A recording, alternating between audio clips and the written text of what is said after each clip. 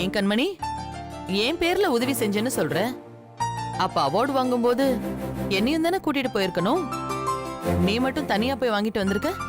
அத்தை, இது உங்களுக்கு சர்ப்ரைஸா இருக்கட்டும்னு தான் உங்களை கூட்டிட்டு போகல. என்னமோ கண்மணி, நீ பரிசு வாங்குறத நான் நேர்ல பாத்திருந்தா இன்னும் சந்தோஷமா இருந்திருக்கும். சரி பரவாயில்ல விடு.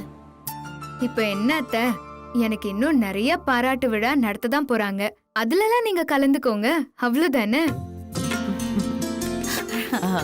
ஆமா சம்பந்தி, அடுத்த முறை உங்க கையால கொடுக்க சொல்லிடலாம். கதையா விடுற, இப்ப பாரு. ஏய், என்னடி சொல்ற? அப்படியா? ஓஹோ, இப்ப என்ன உனக்கு அவார்ட் தானே வேணும்? வெறும் 1000 ரூபாய் தாண்டி. உனக்கு எந்த மாதிரி அவார்ட் வேணும்னு சொல்லு.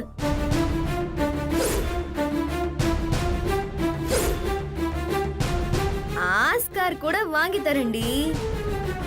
ஏய், இப்பெல்லாம் காசு கொடுத்தா போதும்டி. அதே மாதிரி ஒண்ணு செஞ்சு கொடுத்துருவாங்க.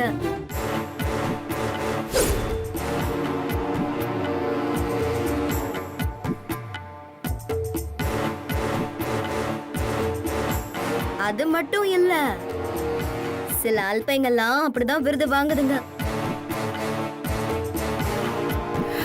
ஐயோ, இந்த புள்ள ஏதோ கண்டுபிடிச்சிட்டா போலயே. ஏ புனிதா, என்னடி பேசிட்டு இருக்க? கண்மணி அவார்டு வாங்கிட்டு வந்திருக்கா, இப்ப போய் இப்படி எல்லாம் பேசலாமா? இத கேட்டு கண்மணி மனசு எவ்வளவு கஷ்டப்படும். இல்லம்மா, சாரிம்மா. நான் ஒன்னும் அண்ணிய குத்தி காட்டல.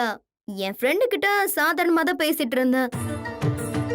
சரி கண்மணி, இத ஒரு பாக்ஸ்ல போட்டு ஒரு ரூம்ல பத்திரமா வை. அண்ணி, ஒரு நிமிஷம் இருங்க, என்னங்க வாங்க.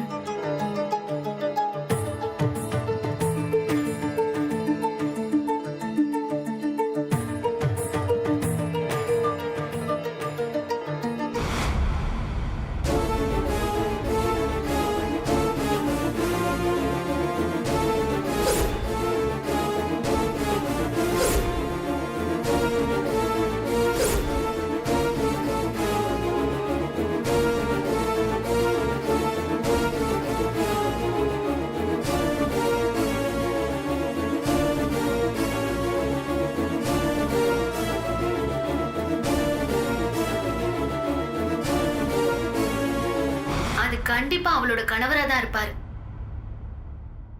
என்னோட வெற்றிக்கு முழு முதற் காரணம் என் மாமா தான். அவரோட சேர்ந்து இந்த விருது வாங்க நான் பெருமைப்படுறேன்.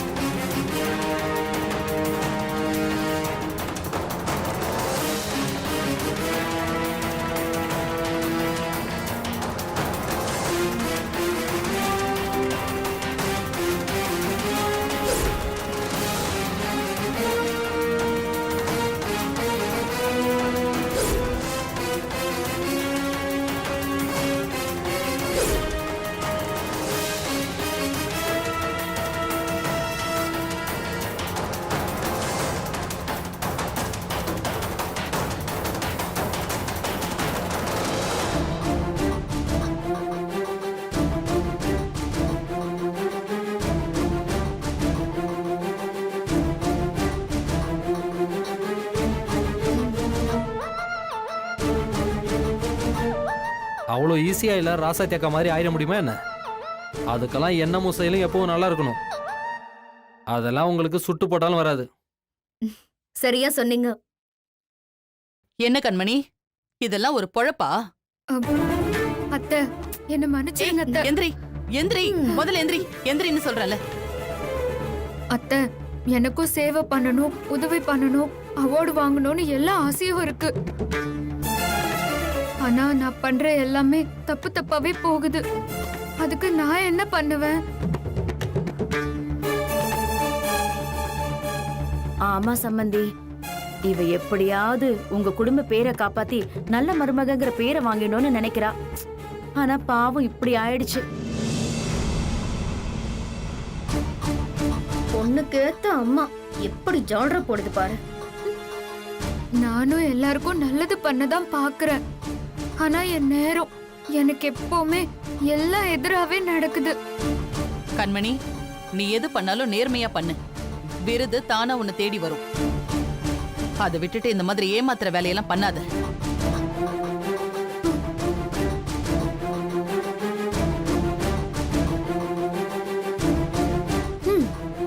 அடேங்கப்பா, கொஞ்சம் ஏமாளியா இருந்தா போதுமே, தலையில ஏறி மிளகா அரைச்சிடுவாங்க.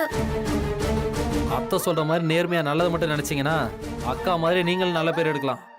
இல்ல இப்படிதான் அசிங்கப்பட்டு நிக்கணும். வா போலாம். கொடுங்க அத. என்னடி கண்ணீர் இப்படி தார தாரையா வருது? கிளிசரின கையில வச்சிருக்கியா என்ன? என்ன ஏண்டி முறைக்கிற? அந்த புனிதா தான் எல்லாத்தையும் போட்டு கொடுத்து நம்ம பிளானை எல்லாம் கெடுத்துட்டான். ஆமாம்மா, அந்த ராசாத்தி கூடவே இவளையும் வீட்டை விட்டு அனுப்பியிருக்கணும். பாவம் பார்த்தா என்னவே போட்டு கொடுக்கறாளா? இருக்கட்டும், கூடிய சீக்கிரமே இவளையும் அந்த வீட்டை விட்டு அனுப்புறேன். ஆமா கண்மணி.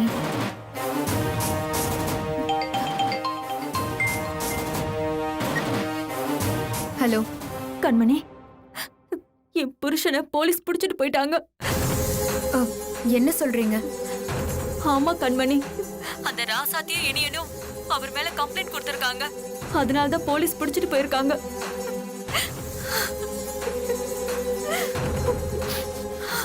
சரி சரி, அழாதீங்க. நான் உடனே போய் என்னன்னு பாக்குறேன். என்னடி ஆச்சு? மா, சேர்மேனை போலீஸ் புடிச்சிட்டு போயிட்டாங்களா? ஐயோ, வா போய் என்னன்னு பாத்துட்டு வரலாம். வா.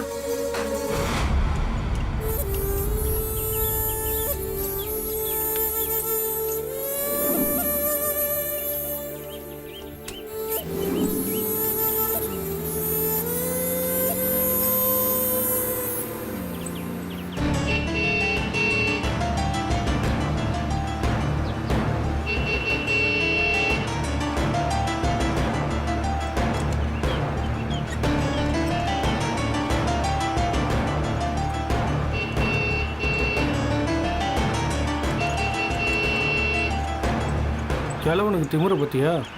ஓரமாகவே போக மாட்டேங்கிறான். எவ்வளோ இடம் கிடக்குது. டேய், எவ்வளோ ஆறுன அடித்தாலும் கேட்க மாட்டான். அடித்து கிழவனை ஓரம் தள்ளிட்டு போயிட்டே இரு.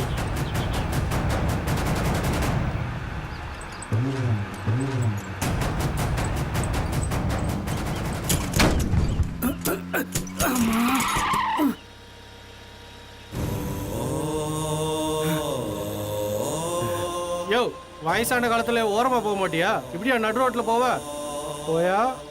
யோ, வண்டி அடியா.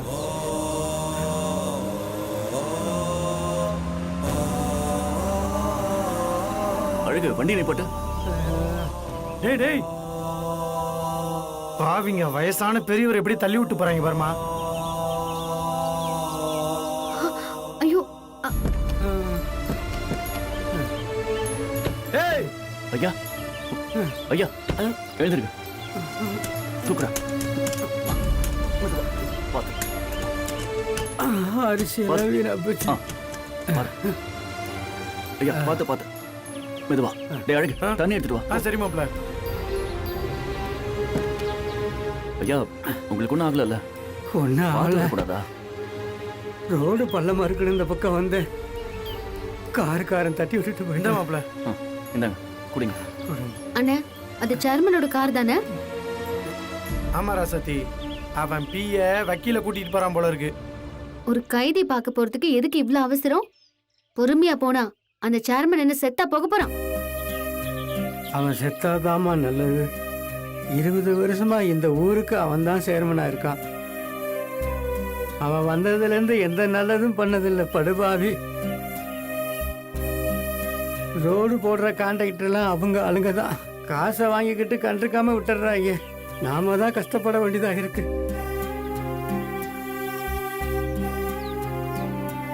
இவ்வளவு நேரம் கஷ்டப்பட்டு வரிசையில நின்று வாங்கிட்டு வந்த அரிசிமா, இதை வச்சுதாம எங்க வயிற்ற நிரப்பணும். இப்ப அதுவும் போச்சுமா.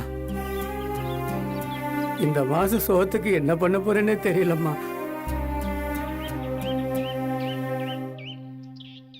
யார சொல்லி என்னம்மா பிரயோஜனம்? எல்லாம் என்ன ஒரு கெட்ட நேரம்.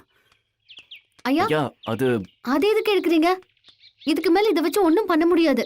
பாருங்க, ஃபுல்லா மண்ணாய் போயிருக்கு. பரவாயில்லம்மா, உடைச்சாச்சு நாங்க சாப்பிட்டுக்கிறோம்மா. பட்னியா கிடக்க முடியாது இல்லம்மா. இதை எடுத்துட்டு போனா குழந்தைங்களுக்கு அரை வயித்தையாவது நிரப்பலாம்லம்மா. அண்ணா வாங்க. ஐயா விடுங்க விடுங்க, கொடுங்க என்கிட்ட கொடுங்க. இருமாப்பிள்ள வரேன். ஐயா நீங்க கொஞ்சம் தள்ளிக்கங்க. ஆ,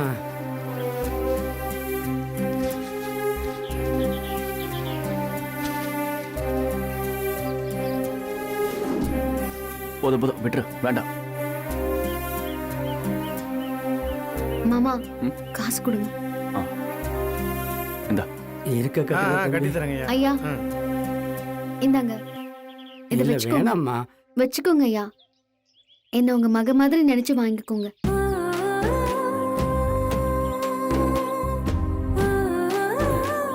ரொம்ப நன்றிம்மா. வீட்டுக்கு போகும்போது நல்ல அரிசியா வாங்கிட்டு போங்க. சரிம்மா, நீங்க ரொம்ப நல்லா இருக்கணும்மா. ம்.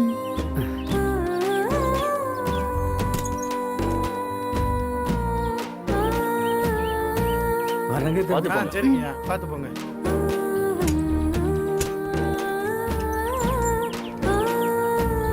இந்த சேர்மனை ஏதாவது பண்ணியே ஆகணுமா, இல்லைன்னா அவன் ஆடுற ஆட்டத்தை நிறுத்த மாட்டாமா. விடுங்க அண்ணே. அவனை தான் ஜெயில தூக்கி போட்டாச்சுல, இனிமே அவன் வெளியில வரவே மாட்டான். ஆமா, அவன் மேலேயும் ஸ்ட்ராங்கா தானே கேஸை கொடுத்துருக்கோம். இனிமேல அவன் வெளியில வர்றது கொஞ்சம் கஷ்டம்தாம்மா. ஆனா அவனுக்கு தண்டனை அந்த கடவுளே கொடுப்பான் பாருமா. சரிப்பா போலாம். போலாம்.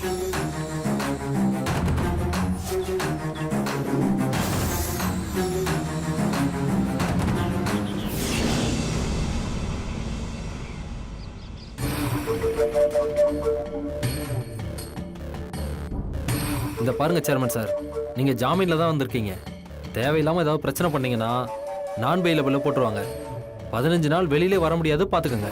என்னையே போலீஸ் லாக்அப்ல வச்சுட்டான்ல, அந்த ராசாத்தி இனியனை நான் சும்மா விட மாட்டேன்.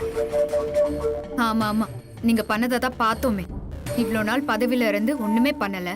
இந்த மாசம் எலெக்ஷன் வேற வரப்போகுது. இந்த டைம்ல என்னத்தை பண்ணி கீழ்ச்சிடுவீங்களோ? நானா இருந்தா இந்த பதவியை வச்சு அந்த ராசாத்திய ஒண்ணுமில்லாம ஆக்கியிருப்பேன். என் பதவியே போனாலும் பரவாயில்ல, அவங்க 2 பேரையும் அழிக்காம விட மாட்டேன். இப்படியே வாய் சவடால் மட்டும் விடுங்க. ஆனா செயல்ல ஒண்ணும் இல்ல. இப்ப கூட நீங்க ஜாமீன்ல தான் வெளியே வந்திருக்கீங்க. இன்னும் இந்த கேஸ் முடியல. இந்த கேஸ்ல அவங்க ஜெயிச்சா நீங்க நிரந்தரமா ஜெயில் கஞ்சி தான் குடிக்கணும். முடிஞ்சா உங்க பவரை யூஸ் பண்ணி இந்த கேஸ் எதுவும் இல்லாம பண்ணுங்க. இந்த கேஸ் என்ன கேஸ், அவங்களே ஒண்ணு இல்லாம பண்றேன் பாரு. ஆ? கண்மணி வாமா.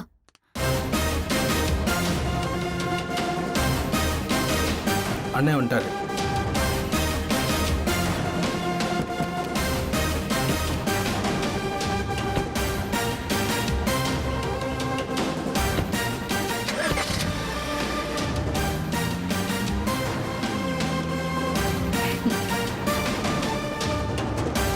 ஏண்டி கண்மணி, சேர்மன் போற வேகத்தை பார்த்தா அந்த ராசாத்திய கண்டிப்பா ஏதாச்சும் பண்ணிடுவாரு போல இருக்கு. பண்ணட்டும் பண்ணட்டும். நமக்கு அந்த சேர்மேன் ஒழிஞ்சா எந்த கவலையும் இல்லை. அதே சேர்மேனால அந்த ராசாத்தி இனிய ஒழிஞ்சாலும் நமக்கு சந்தோஷம்தான். வாஸ்தவமான பேச்சு. சரி வா போலாம் வா. வா.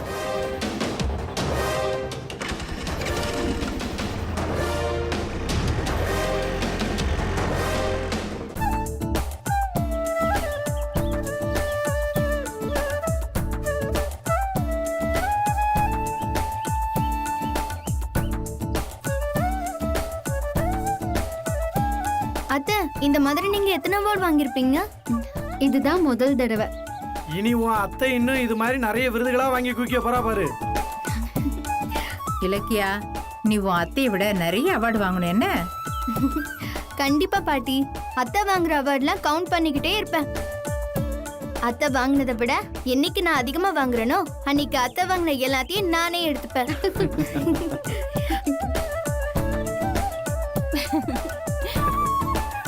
ஃபங்க்ஷன்ல கண்மணி அந்த கலெக்டர் அசிங்கப்படுத்தி அனுப்பிட்டாங்களாமே. ஐயோ அண்ணி, நீங்க அத பார்க்காம விட்டுட்டீங்க. ஆத்தாளும் மகளும் அப்படியே கண்ணு முழி பிதுங்கி போய் நின்ட்டாளுங்க. அடடா, அந்த கண்கொள்ளா காட்சியை நான் பார்க்காம போயிட்டேனே. விடுங்க அண்ணி, இன்னொரு விருது ஃபங்க்ஷனுக்கு வர வச்சிருவோம்.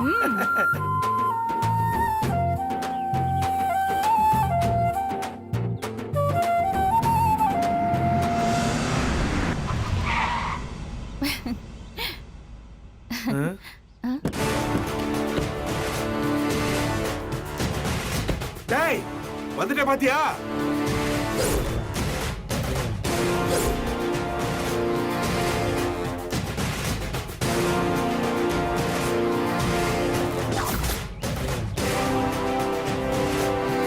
உள்ள அனுப்பினவன எப்படி வெளியே வந்தான்னு பாக்குறியா? என் பவர் என்ன, அதிகாரம் என்னன்னு தெரியாம என்ன உள்ள தூக்கி வச்சு பாத்தீங்கல்ல? டேய் அதுக்காக உங்களை சும்மா விட மாட்டேன்டா. டேய் அடங்கு. இப்ப நீ ஜாமீன்ல தான் வெளியே வந்திருக்க. ஏதோ முழுசா கேஸ் முடிஞ்சு வெளில வந்த மாதிரி ஆடுற. கோர்ட்ல ஹியரிங் வரும்போது முழுசா உள்ளதான் போய் உட்காரணும், தெரியும்ல? அதுக்குள்ள இந்த வீட்ல என்னென்ன நடக்க போகுதுன்னு பாரு. என்ன தொட்டுட்டல்ல, சும்மா இருந்த என்ன சீண்டி பாத்துட்டல்ல. பாத்துக்கோ, இன்னையில இருந்து இந்த குடும்பத்துக்கு 7.5 சடி தான்டா. டேய் உங்களை ஆட்டி படைக்காம விட மாட்டேன்டா. அதையும் பாப்போம்டா. போ, உன்னால முடிஞ்சதை பாத்துக்க. டேய் டேய், நல்லா முட்டை பண்டா மாதிரி மூஞ்சிய வச்சுக்கிட்டு சபதமா விடுற. தயவு செஞ்சு போயிடுறா. சிரிப்பு வருதுடா எனக்கு, போயிரு. பார்க்க தாண்டா போறீங்க நான் யாருன்னு.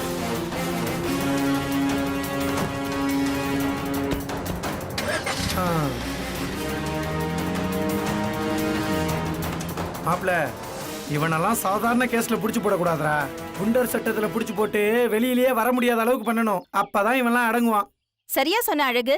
எவ்வளவு திமிரு இருந்தா வீட்டுக்கு முன்னாடி வந்து கத்திட்டு போயிருப்பான். அக்கா விடுங்க, அவனால ஒண்ணும் பண்ண முடியாது. சும்மா கத்திட்டு தான் போவான். இல்ல மாமா, அவன் வீடு வரைக்கும் வந்து பேசிட்டு போயிருக்கானா கண்டிப்பா ஏதாச்சும் பண்ணுவான். நம்ம முன்னெச்சரிக்கையா இருக்கணும். ராசாத்தி, இவன்லாம் ஒரு ஆள், நீ ஏமா கண்டதை போட்டு யோசிச்சுக்கிட்டு இருக்க? அதெல்லாம் ஒன்றும் பயப்படாதம்மா. அவனை பத்தி யாரும் கவலைப்பட வேண்டாம். வா உள்ள போலாம். வா. பாத்து எடுத்துட்டு வா.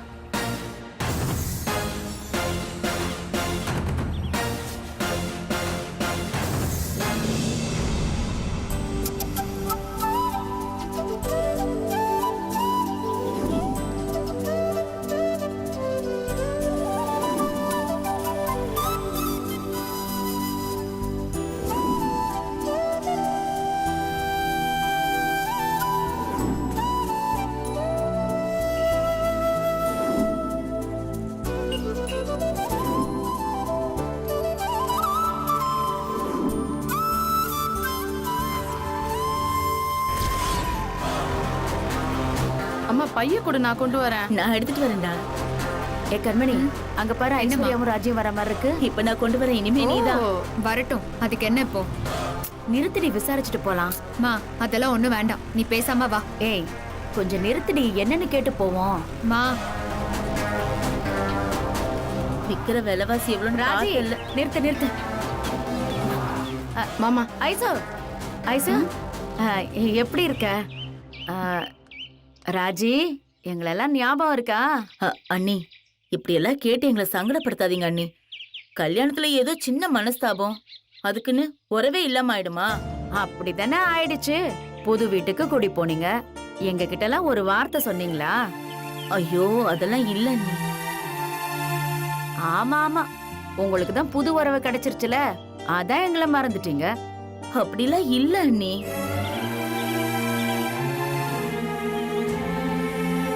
ஒண்ணு மட்டும் ஞாபகத்துல வச்சுக்கோங்க, நாங்க தான் ஐஸ்வர்யாவை கல்யாணம் பண்றதுக்கு கல்யாண மேடை வரைக்கும் கொண்டு வந்திருக்கோம். எங்களாலதான் இந்த கல்யாணமே நடந்துச்சு. ஆமாமா, அந்த பொம்பளை பொறுக்கை கல்யாணம் பண்ணி வைக்கிறதுக்கு பத்தாம என் வாழ்க்கையும் வீணாக்க பாத்தீங்க. ஏதோ ராசத்தேக்க புண்ணியத்தினால எனக்கு ஒரு நல்லவரை கல்யாணம் பண்ணி கொடுத்தாங்க. அதனால நிம்மதியா இருக்கேன். அடேங்கப்பா, பெரிய மைசூர் மகாராஜாவை கல்யாணம் பண்ண மாதிரி பீத்திக்கிற. அந்த அழகப்பனே 10 பைசாக்கு பிரயோஜனம் இல்லாதவன். அவனை கல்யாணம் பண்ணதுக்கு இவ்ளோ வாய் பேசுறியா? இங்க பாருங்க, அவரை பத்தி மட்டும் தப்பா பேசாதீங்க, எனக்கு கெட்ட கோவம் வரும். என்ன ஐஷு, ரொம்ப ஓவரா பிலிம் காட்டுற? அவ ஒண்ணும் இல்லாத அனாதை பக்கின்னு ஊருக்கே தெரியும். இத நான் சொன்னா உனக்கு வலிக்குதா? அம்மா, இவள மாதிரி எதையோ போ சொல்லு. கண்மணி, தேவையில்லாம பேசிட்டு இருக்காத, போயிடுமா சத்த. ஆமாண்டி, எதுக்கு பிரச்சனை? போயிடலாம். மா, இந்த ஊருக்கு நேத்து வந்தவ இவ. இவ சொல்லி நாம போகணுமா? இவளுக்கு வேணா அந்த கருவாயா வசதியா இருக்கலாம், ஆனா நமக்கு அவன் அல்லக்கை தான். மரியாதையை நிறுத்திக்கோங்க. என்ன பத்தி எது வேணா பேசுங்க. ஆனா என் மாமா பத்தி பேசுனீங்க அவ்வளவுதான். ஏய், பேசுனா என்னடி பண்ணுவ? அழகா அழகு. பேரை பாரு. விளக்க மாத்துக்கு பேரு பட்டு குஞ்சமா. அவனே ஒரு அனாதை பக்கி. 5க்கும் 10க்கும் அந்த ராசாத்தி காலை பிடிச்சு காரியம் சாதிச்சிட்டு இருக்கான். அவனை பத்தி தப்பா பேசக்கூடாதான். இந்த அம்மா எச்சரிக்கிறாங்க. நான் அப்படி தாண்டி பேசுவேன். என்னடி பண்ணுவ? என்ன பண்ணுவ? என்ன பண்ணுவியா? ஐசு, இப்ப பேசி பார்க்கலாம். இப்ப பேசு. பேசு வேண்டாம். பேசுடி. ஐசு விடு ஐசு. சொல்றேன்ல. ஏய், நான் அப்படிதான் பேசுவேன். ராஜி, அவன் சொல்லு, கருவாயன் ராஜி. தான். அனாதை பக்கிதான். ராசாத்திக்கு அல்லக்கை வேலை பார்த்து வயித்தை ரொப்பிட்டு இருக்கான். ஐயோ, அவெல்லாம் ஒரு ஆளுன்னு அவனுக்கு நீ சப்போர்ட் வேற பண்றியா? விடுறி. என்னடி சொன்ன என் மாமா பத்தி? ஐயோ வேணாண்டி விட்டுரு. ஏன் புருஷனை பத்தி என்கிட்டயே குறை சொல்லுவியா?